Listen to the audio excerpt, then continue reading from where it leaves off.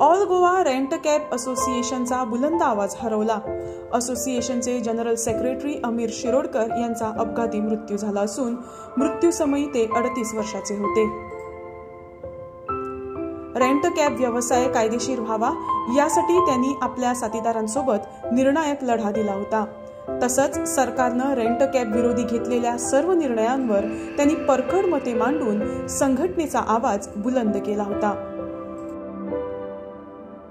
गोंयच्या भुरग्यांक मरे तूं गोंयच्या भुरग्यांक सांगताय आयज हे गुप्ता शर्मा आनी कोण दिल्लीकार हॉटेल बांदपाक तूं दिता लायसना आमी दिता लायसना.